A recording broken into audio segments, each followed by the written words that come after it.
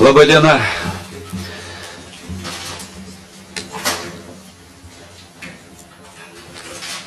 Kaip matau, žvalgybos viešoji ataskaita tampa įvykių Lietuvoje, sulaukia tikrai didelio dėmesio ir tai smagu.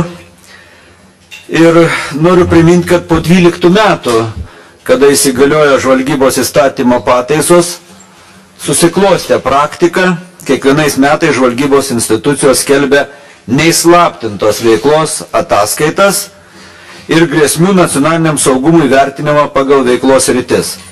Šiandien yra naujovė, yra nutarta abiejų institucijų ataskaitą apie grėsmes pateikti bendrai ir supažindinti Lietuvos visuomenę su iššūkiais ir grėsmėmis nacionaliniam saugumui. Kaip ir kiekvienais metais, nuo pirmųjų ataskaito teikimų pradžios, Rusija ir toliau išlieka pagrindinė grėsmė Lietuvos saugumui. Geopolitinė situacija Lietuvos kaiminystėje ir visame regione lieka mažai pakitusi, įtempta, nepaisant didelių pokyčių Rusijos ekonomikoje. Rusijos imperinės ambicijos, noras dominuoti pasaulio arenoje, galios demonstravimas yra viena iš didžiausių mūsų grėsmių. Tačiau dažnėjančios terorizmo apraiškos Europoje ir kaimininiuose regionuose, migracijos srautų į Europą keliami iššūkiai po truputį užgožia anksčiau teiktą Europos dėmesį į rytinį pasienį, Krymo okupaciją, padėtį rytų Ukrainoje. Todėl nauji Europos saugumo iššūkiai ne tik, kad neturi užgožti, bet ir tapti aktualių darbotvarkės klausimų svarstant europinius reikalus. Pavyzdžiui, ir dėl Gruzijos teritorijos vientisumo norėtumėm matyti tuos klausimus europinėje darbotvarkėje. Tiesą sakant, pasigirsta kalbos ir iniciatyvos atnaujinti bendradarbiavimą su Rusija, netgi ir iš NATO pusės.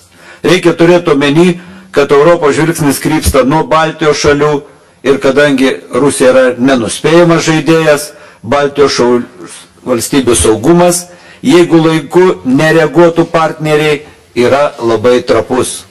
Ne kas kitas, o mes patys turime stebėti padėtį ir skelbti ją viešai, neleisti užmigti patiems visuomeniai, NATO ir Europos Sąjungai. Grėsmių nacionaliniam saugumui vertinimo viešinimas yra puikus įrankis budrumui didinti.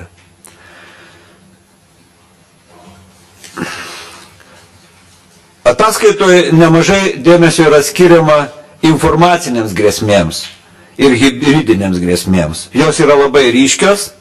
Apie trečdalį Lietuvos gyventojų kasdien seka Rusijos televizijų skelbiamas naujienas, tad informacinis laukas paveikti Lietuvos piliečius yra labai platus. Yra neigiama viskas.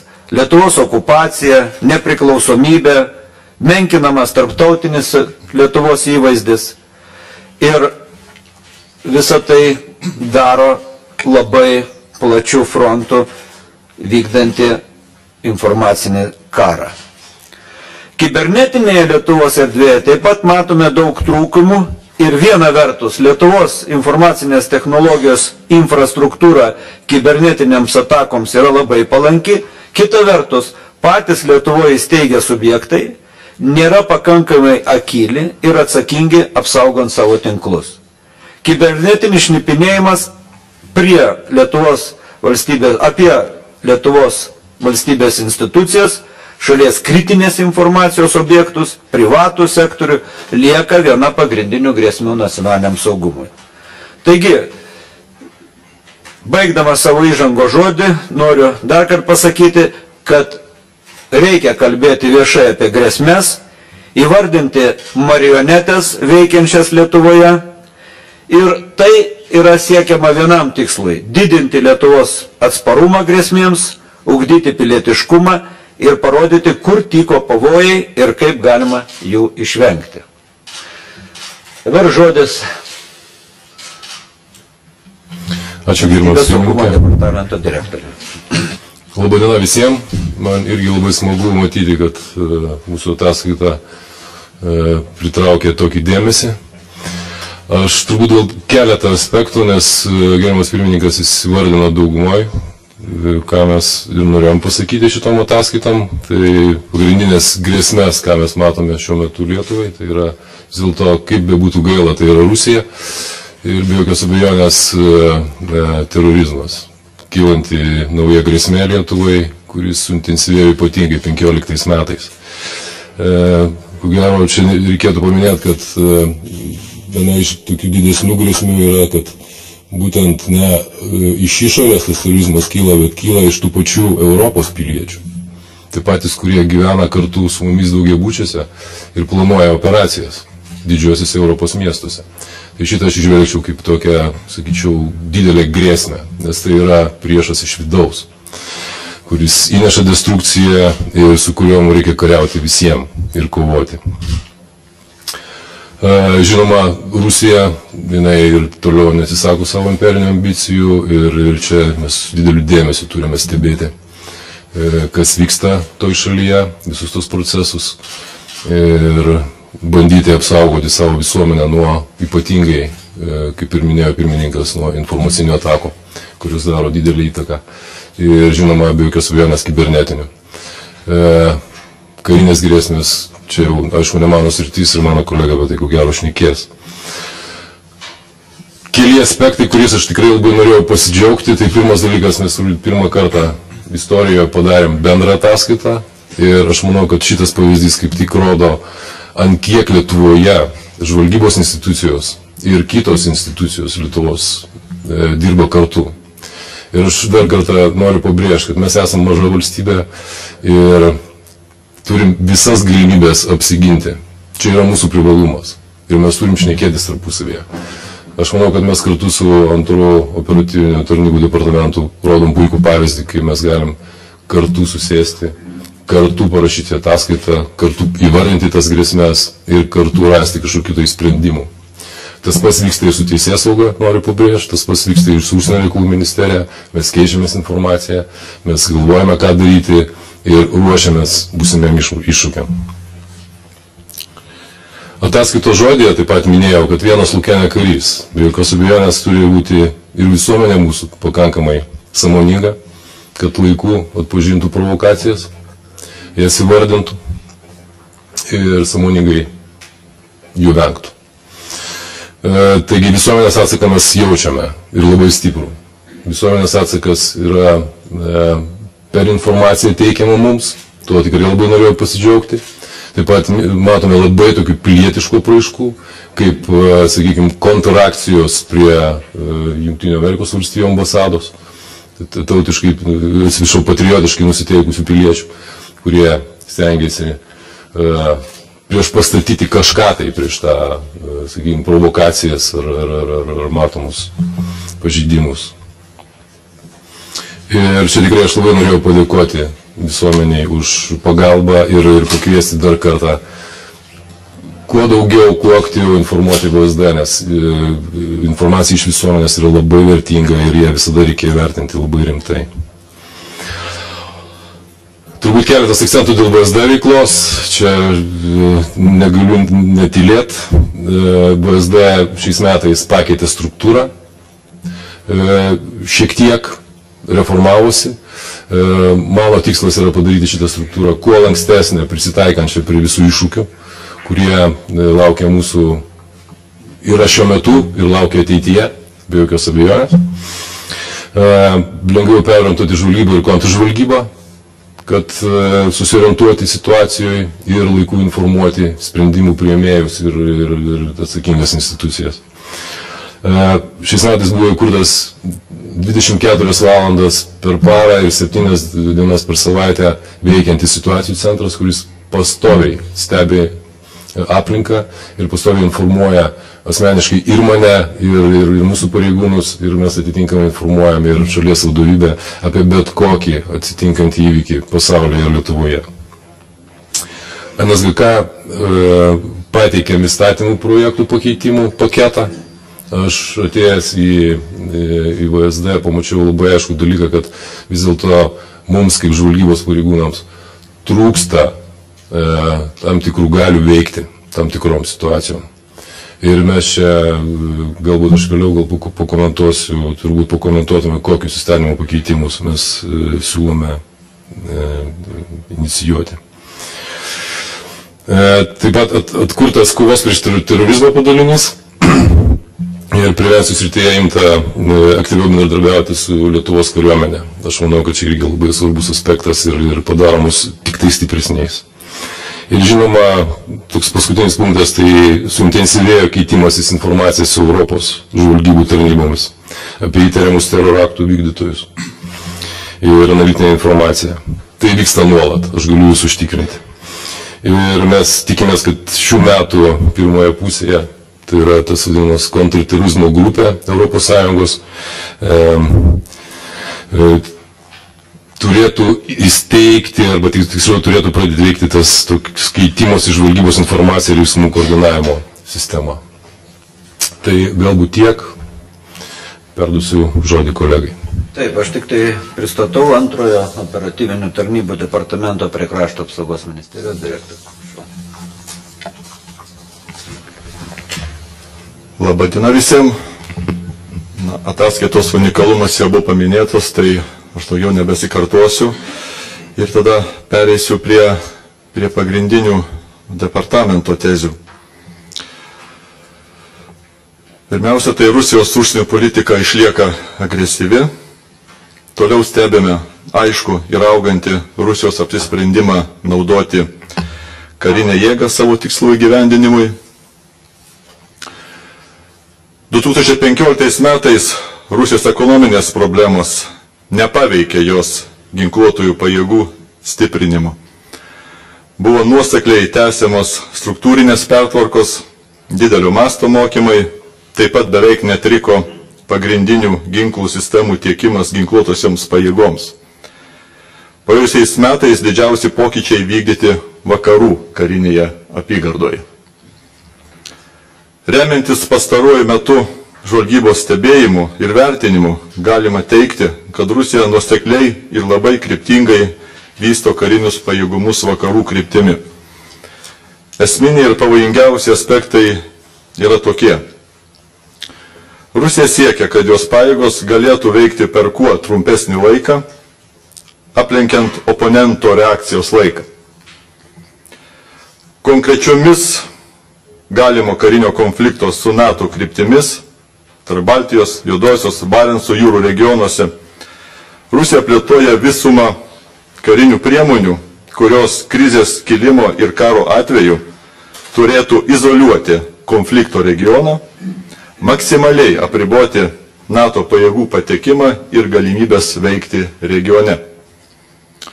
Rusija tikisi, kad tokia kryptimi vystomi pajėgumai konflikto atveju jai leistų susikurti ir panaudoti strateginį pranašumą regione, lokalizuojant konfliktą, kontroliuojant jo eskalaciją ir išvengiant plataus NATO įsitraukimo.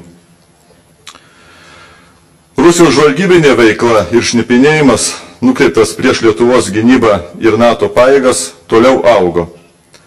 Baltijos šalių kariuomenių stiprinimas, nauji įsigijimo projektai, pajėgumų plėtra ir NATO dalyvavimas Baltijos šalyse tampa labai svarbus Rusijos žvalgybos ir saugumo tarnybų dėmesio objektai.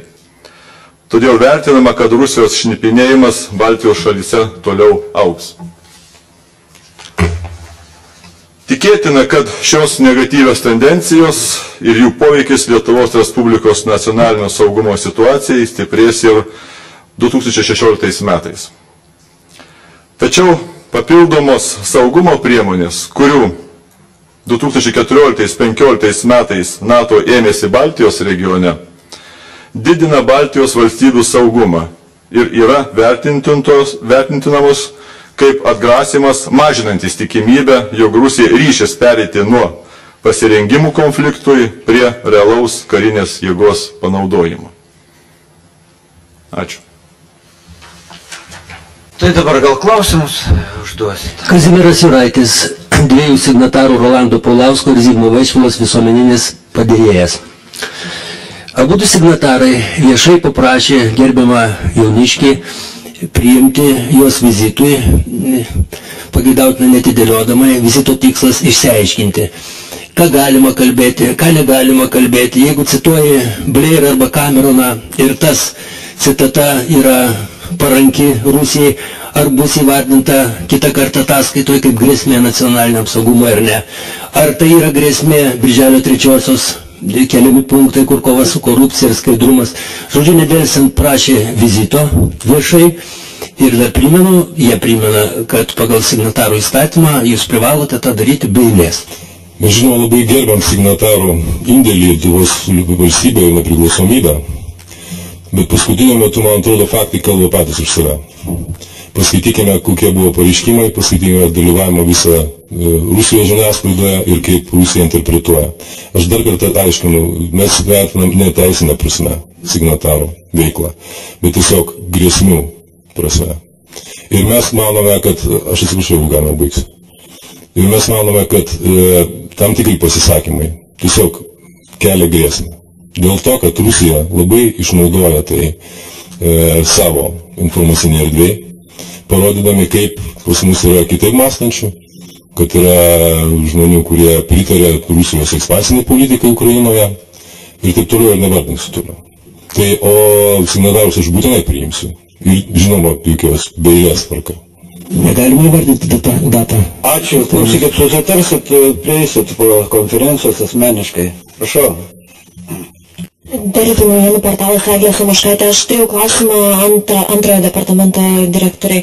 Jūs minėjote, kad Rusijos pagrindinis tikslas yra ne tiek, kad pralenkti NATO savo ginkluotę ir panašiai, bet kiek sumažinti tą gebėjimą generuoti kuo greičiau savo pajėgumus, kad reikiamą kryptimi. Ir visą tai, ko ėmėsi NATO po agresijos Ukrainoje, Rusijos agresijos Ukrainoje, irgi kūrė ypač greitojo reagavimo pajėgas ir panašiai.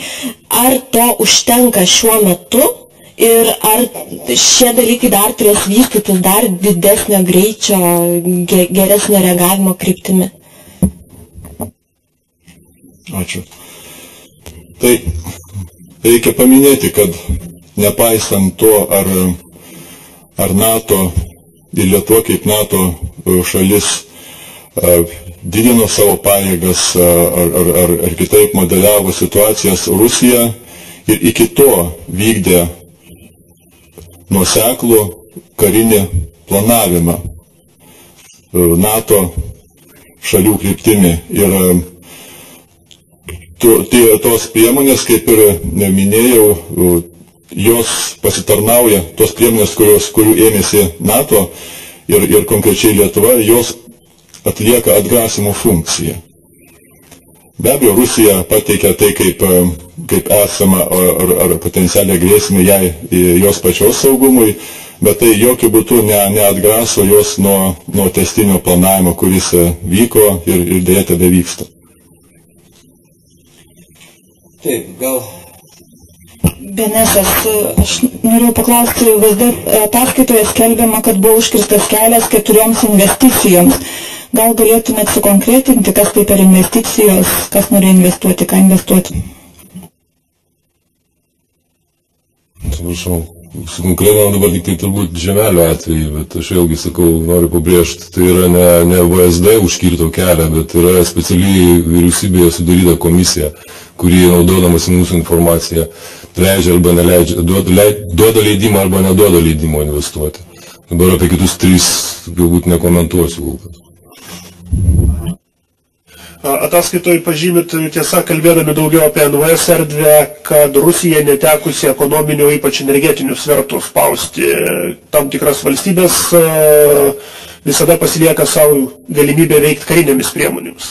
Lietuva iš Rusijos energetinės priklausomybės irgi išeina jungtis, terminalai ir taip toliau. Ar išvelgiat kažkokią tai galimybę kokių nors karinių provokacijų, netiesioginio konflikto, bet kažkokių karinių provokacijų, ypač turint omeny, jog fiksuojat, kaip suprantu, sienos kirtimus nelegalius, filmuojami pridaliniai kariniai ir netgi bandoma išprovokuoti konfliktą prie jų tų filmuotojų. Tai vat kokia galimybė, kad čia bus veikiama kažkokiais daugiau mažiau kariniais būdais? Taip, čia gana toks kompleksinis klausimas, pabandysiu šiek tiek atsakyti. Tai, kaip jūs išvardijot, visą eilę aspektų, kurie kelia grėsmę Lietuvos Respublikos saugumui. Ir taip, šitie visi aspektai paminėti, jie yra aktualūs ir žinant ir jau labai plačiai išreklamuota kibernetinio karo strategija, kur komplektuojamos įvairios poveikio priemonės, tiek kinetinės, tiek ir nekinetinės, tai jų parinkimas pirmiausia atspindi tikslą. Kokiu tikslu, būtent ir koks yra valstybės tikslas sukelti kokį poveikį konkrečioje valstybėje. Tai jų komplektacija ir prioritetas be abejo priklauso nuo konkrečių užduočių. Šitie aspektai yra viena iš grėsmę keliančių situacijų ir tai rodo, kad dėmesys Lietuvai, kaip ir kitoms regiono šalim, išlieka didelis. Rusija neatsisako savo imperinių ambicijų ir be abejo kvestionuoja toliau Lietuvos gebėjimą būti tinkama ES ir NATO valstybė ir atitinkamai provokacijų atsakyti 100%, kad jų negali būti, ko gero niekas negalėtų. Tai atitinkamai privalome mes irgi tam ruoštis ir be abejo kitos institucijos. Ir tikslas yra kiek įmanoma sumažinti tų provokacijų galimybę.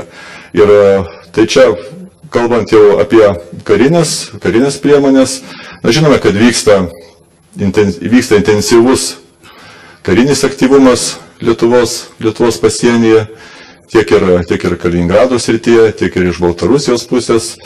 Ir jau vien tai sukelia potencialų pavojų tam tikriem incidentam. Tai čia be abejo priklauso ir nuo šalių pasirengimo ir planavimo, be abejo ir tikslų, ar tai būtų tendencinga kokia veikla, ar netyčinė. Tai mus be abejo labiausiai didžiausiai poveikiautų tos tendencijos, kurios būtų teikiamus planavimo pagrindų ir kurios galimai būtų vykdomas tam tikrų tarnybų. Tikimybės jo atmesti negalima. Tikimybė, jeigu jūs klausite apie karinės priemonės, tai tikimybė, kalbant apie karinių dalinių, tai nėra tokia didelė, bet mes pirmiausiai kalbam apie žvalgybos institucijų, saugumo institucijų pareigūnus, kurie gali tokią veiklą vykdyti atitinkamai gavę nurodymus. Tai šių tikimybė be abejo būtų didesnė. Jūs ataskaitoje rašote, kad Lietuvai vykdant energetinius projektus mažėja Rusijos įtakos svertai Lietuvoje. Ar teisingai būtų suprasti, kad mažėjant Rusijos įtakai energetikoje, jos įtaka vidaus politikos procesams taip pat mažėja? Ir ar, pavyzdžiui, Dujotekanos išėjimas iš dujų prekybos galėtų būti to pavyzdys? Ir taip pat turiu klausimą, kokios šiuo metu galimybės izoliuoti konfliktą, kaip sakėte, Baltijos šalyse turi Rusija ir ką reikėtų daryti, kad tą galimybę sumažinti? Tai pirmą klausimo dalį, žinoma, galiu pasakyti, kad žinoma mažina. Nes tiesiog, kadangi nebeturi tų svertų, tai automatiškai išmušamas yra įrankis iš rankų. O dėl antros dalies tai galbūt kolegai, ar man pasakyti, ne dėl energetinių, dėl šitų karinių.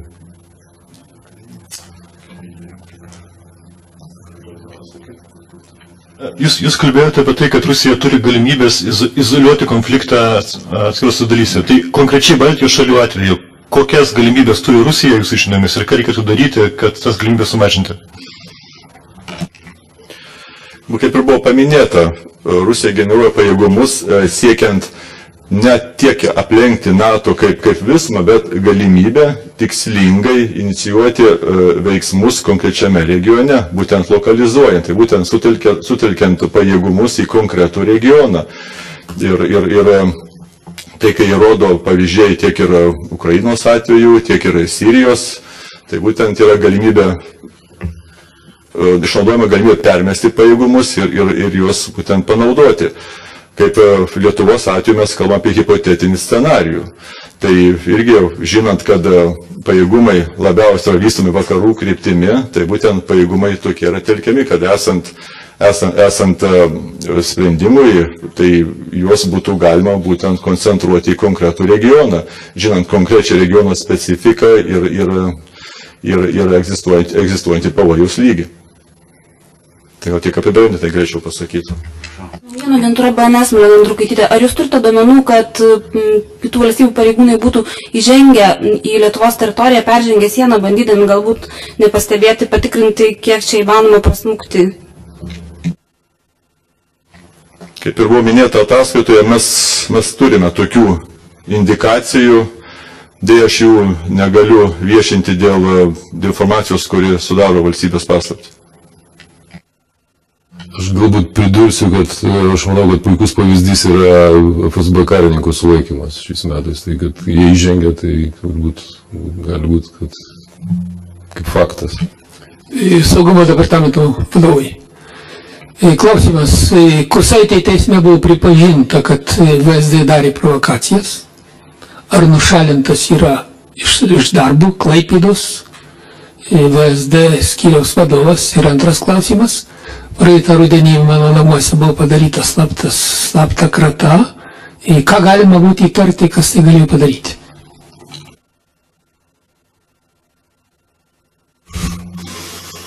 Į antrą klausimo dalį tai labai sunkiai galėčiau atsakyti, sakant.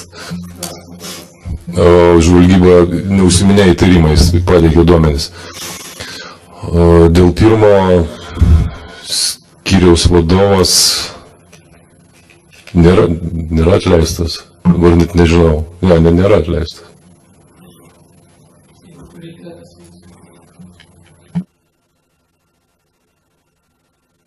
Klausimas saugumo departamento vadovui.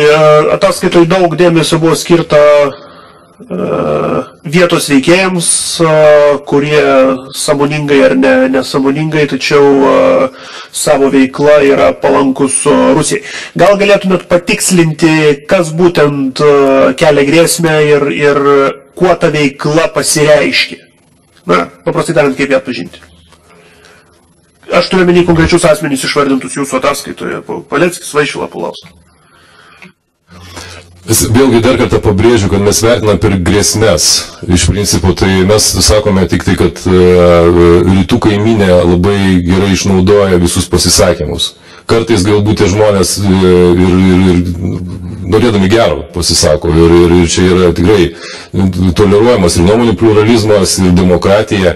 Bet tiesiog mes sakome, kad Rusija išnaudoja to žmonės, pristatydami vidinę auditorijai Lietuvą kaip, sakykime, kad yra žmonių, kurie nepatenkinti esamą santvarką, kurie nori keisti, kurie nepatenkinti buvimu Europos Sąjungoje, buvimu NATO ir taip toliau.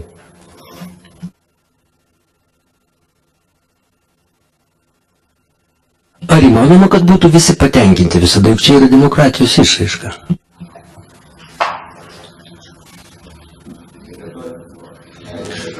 Dėl tų pačių keturių atvejų, kai jūs norėtumėte investuoti, gal galite pasakyti, bent kokia tai buvo sritis, ar tai energetika, ar tai IT, ar kažkas kitos tų atvejų, kurias nekalbu? Įvairiai, ir energetika, ir kitos sritis.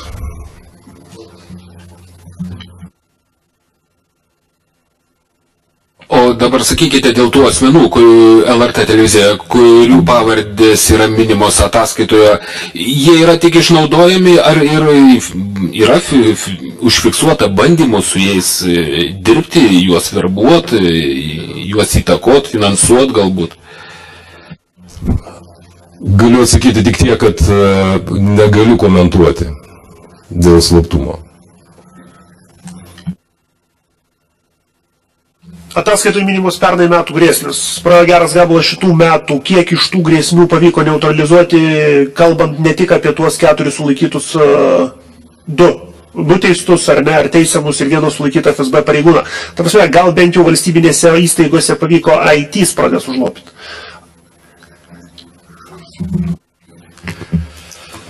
Taip. Tai kaip dėja matome, kad šitos grėsmės yra jos testinės ir dalis jų evoliucionuoja, dalis pasilieka, dalis perina į kitą kiekybinį ir kokybinį lygmenį. Kalbant apie IT ar galbūt ir kibernetinę sritį, tai matome iš tikrųjų intensyvėjimą šnipinėjimų programų, kuriomis bandoma išgauti atitinkamą informaciją iš atitinkamų institucijų. Matome iš tikrųjų ir spragas, ir Lietuvos valstybinėme sektoriuje, būtent ypač darbe su įslaptinta informacija, atitinkamai tie bandymai kibernetinio šnipinėjimo yra fiksuojami ir šios įstaigos, kurios yra paveiktos, jos žino. Mes informaciją dalyjamės tiek su jom, tiek ir su kitom už valstybės saugumą atsakingom institucijom. Bet galiu tik patvirtinti, kad ypač kibernetiniai erdvėjai, tai matome tikrai stabilų didėjimą. Tai nėra paslaptis, kadangi sektorius sparčiai plečiasi, tobulėja ir vis daugiau programinės įrangos yra naudojama, vis daugiau informacijos yra perkeliama būtent į kibernetinę erdvę. Tai tinkamai pavojai didėja. Galim retorinis klausimas. Melena Andrukaitytė, smarkiai išaugo nepageidaujamas asmenų skaičius, su kuo tai susiję augimas būtent per praėjusius metus?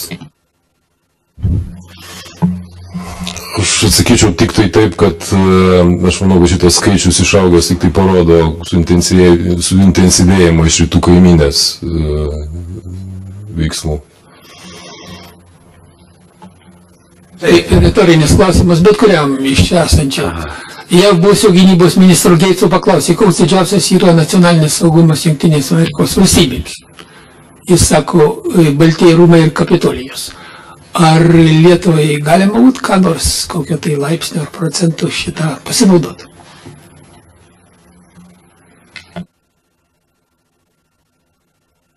Gerbiamas Artūrai, jūs man neatsakėte į antrą klausimą dėl Algio Ramanausko. Aš atsiunčiau įrodymus apie nusikalstamą veiklą, kiršinimą 100 000 grupių virtualioje erdvėje. Ką jūs manote, ar tai yra grėsmė nacionaliniam saugumui ar ne?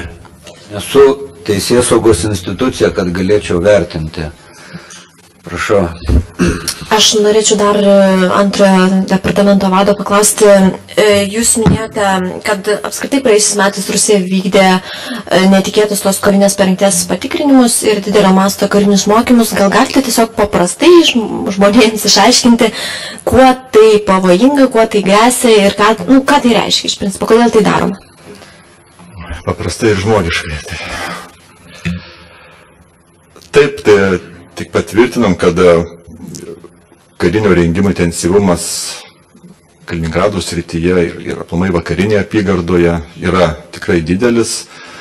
Pavojus toks yra, kad būtent per šios mokymus, per šį rengimą, dėja, bet mes matome pasirengimą būtent veiksmam, kurie sukeltų labai didelį pavojų grėsmę Lietuvos Respublikos saugumui, tiek ir teritoriniam vientisumui.